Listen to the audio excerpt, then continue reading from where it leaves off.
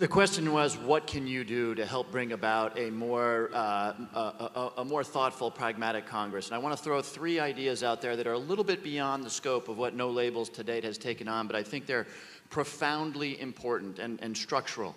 Number 1, look at what the state of California did in terms of having a Citizens Commission draw up their congressional districts.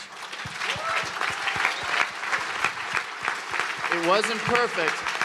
It wasn't perfect, but we've got something like 150 safe seats on both sides. In a safe seat, the member, again, attuned to incentives, is not all that concerned about the general election. They fear their primary. Number 2, and this is a big one that'll have different points of view in this room, but money. Again, incentives. My own particular opinion is that the permeation of money into our system today is one of the fundamental threats to our democracy.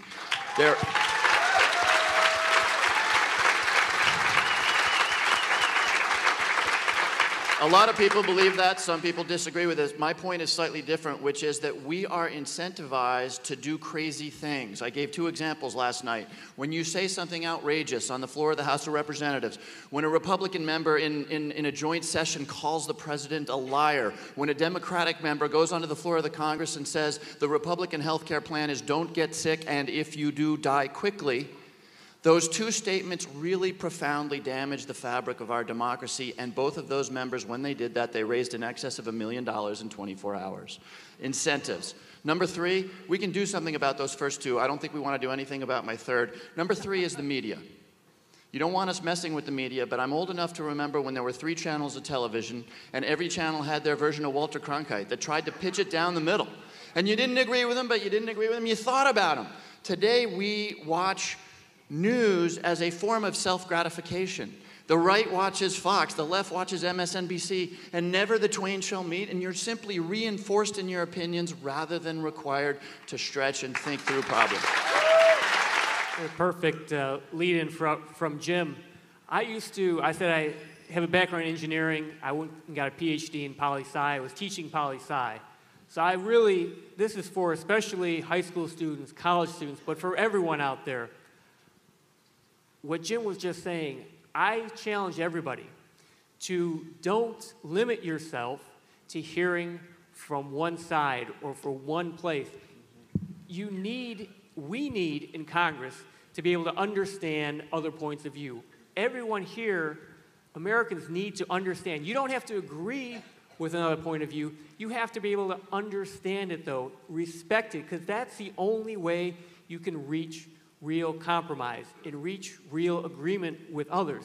We are becoming so fractured in our country because people listen only to what they want to hear, read what they want to read, and therefore they don't understand anyone else. They think those who think differently are crazy, are wacko, there's something wrong with them. You have to at least understand those things. And I think that's especially critical for younger people. And it also, something else that the current system does when we do that is cynicism. We become very cynical about other people and about can anything ever be done because I know I have the right answer and there's something wrong with them. They don't have it. Nothing's ever going to occur. We need to all be able to talk together, and that starts with understanding each other. And Congressman Grimm. To go back to the young lady in high school, there's a few things that I think high school students and college students and really anyone can do, but especially the youth, so that they can really open their minds and make informed decisions, not based on influences of their professors or even their parents, but really for themselves decide whether they believe in policy X or Y. It's very simple. I would suggest find the next congressional race, or even if it's a state Senate race, whatever it may be, work on campaign from a Republican and work on a campaign, volunteer on a campaign for a Democrat, and decide for yourself what you're learning from those 2 campaigns. Then I would take whatever books you want to go out there, do a little research, find a conservative book and a more liberal book, and read both of them and compare. Do things that are going to show you really what's out there and make an informed decision. And lastly, go to debates. Don't allow the media to decide the end result for you and write the narrative. Go and listen to the candidates on both sides, hear what they have to say, and then make your decision to where you fall, and then you'll be able to support a candidate that really represents you, because that's what our job is. Our job, and sometimes in Congress, the Congress as a whole forgets, the Congress's job is to represent you, the United States of America, and the great people that make it the wonderful country it is. And if we do those things and get involved in the political arena in those ways, I think we'll have a much, much better country working together. Thank you. Well, we've actually been talking about that, and the first and most important thing, I think, is to continue to create a venue for us to have these conversations about how we can make Congress work more effectively for the people we represent in this great country. And I think Jim identified some important issues, because I think one of the things that we all recognize is that there's a process, both in the way we run elections in this country and the way that Congress operates, that has to be fixed. That I think, frankly, if we don't change the process, you can put all new people in every 2 years, but you're not going to produce different results unless you fix the underlying problems in the way that we do redistricting, the way we fund and run campaigns, the way that we do our work, and the schedules and the partisan staffs, and all the things that have been identified. So I think one of the exciting things is to help identify some of the procedural things that we currently do and how do we fix those. But I would say the first and most important thing No Labels is doing, and that we will model, is really an ability to create an opportunity to reach across the aisle and develop mutually respectful relationships so that we can problem solve together and create a culture in this country where if you're not a problem solver, you have to explain to your constituents why you're not. And so I think No Labels is providing that. And it should be just the reverse. It ought to become a political liability not to be a problem solver in Washington, not the reverse. Congressman Dent? Well, one thing concrete we've already done is a number of us have put our names on a letter to talk about, the rules of the game. In terms of budgets, you hear people in Washington talk about baselines and assumptions and projections, and we can't agree on what the baseline is. So we want to have sort of a one nonpartisan source to help us come to an agreement on what the rules are. If we're going to find solutions, we're going to have to do some things very concrete, and we have to agree just on what the rules of the game are going to be. That's just one very concrete thing we can be doing right now. Great. I think there already is a bipartisan plan that's been laid out there for us to look at. It's not perfect. It's a start. It's called the Simpson-Bowles Deficit Reduction Commission. It's a start. Now, candidly, it's weak on health care, and Erskine Bowles will tell you that. But I think it's a starting point. So I think, maybe the answer is, if David Walker's here, he's been very vocal on this issue, but maybe what we have to do is look at the best aspects of some of the proposals out there, Domenici, Rivlin, Simpson-Bowles, others, Gang of Six, and take those pieces and try to put together a real plan. And it will be bipartisan. So I don't know if it should be done by this group, but I think there is already a foundation out there upon which we can build. So that would be my answer to your thoughtful question. Well, that's the big issue. And the biggest threat to our economy is congressional dysfunction. If we put everything on the table, which is really a core feature of the work that David Walker's been doing in the Simpson-Bowles Commission, where revenues have to be part of it, cuts have to be part of it, the Pentagon has to make a contribution to the effort. We put everything on the table, we can get from where we are to where we need to be. That's like common sense. That's where the tectonic forces in politics are tugging in opposite directions. We did have a group of 10 of us who were making an effort in the House to do similar to what the Gang of Six was trying to do. And we've got to continue that. But what I think we can do is work at a lower level where by actually passing legislation, it might be the redistricting commissions that you talked about, or it might be energy efficiency, to find some issues where it will be news that there's 20 Democrats and 20 Republicans who are working together in demanding of leadership that we put this on the floor, that maybe we show up at each other's caucus and conference and advocate together for taking a step forward. And it's by that example and getting some small successes that are meaningful that we can change the way Congress is functioning. Okay, Congressman. Believe it or not, there was a group I was part of. It was called Go Big. And at the height of Go Big, there was 140 members bipartisan, bicameral. And we met several times, and we were actually making headway, putting a lot of ideas on the table. They broke it up, and they decided there's going to be 9 leaders of this group.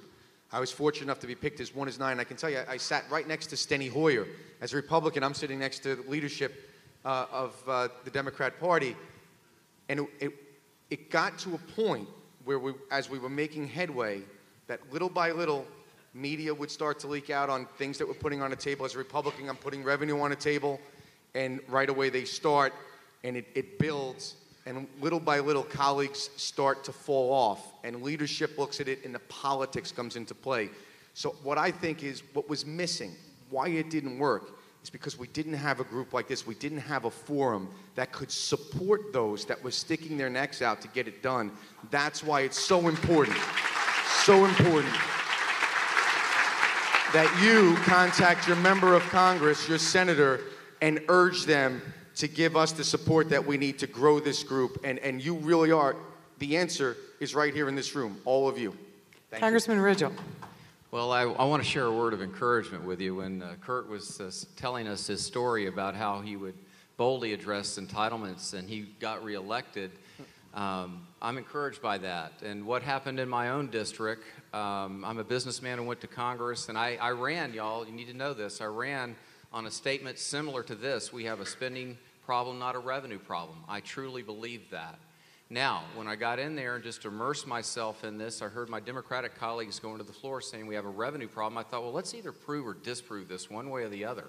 But when I immersed myself into that, the calculation's pretty simple. I won't go into too much of the math, but we've locked ourselves in as Republicans, previous to the fiscal cliff agreement, to 16.9%. That's revenue as a percent of our gross domestic product. We haven't been there since 1959, before Medicare and Medicaid. The Americans for Tax Reform pledge locked us into that.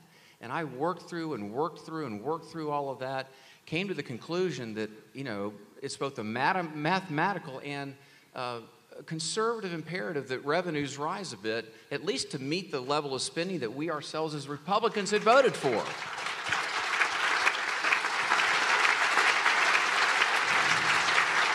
Well, here's the good news, and I'll end with this, is that when I walked through all of this, and I was told, Scott, don't say that before, you know, your November of the election.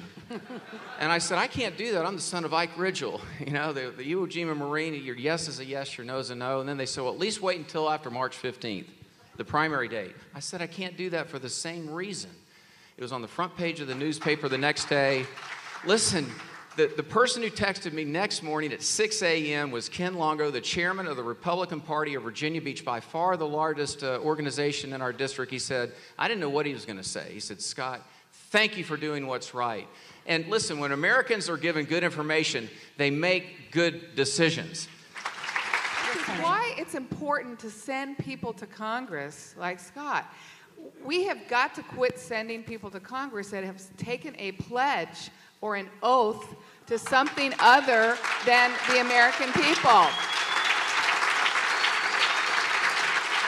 You know, the American people can't keep telling us to compromise and then send people to Congress who come to Congress and say, I took a pledge not to compromise. There's a big difference between what you campaign on and how you can govern in this country. We need to send more people to Congress who know what it means to govern, to listen to all the facts before they make decisions. All right, And I think it's extremely important.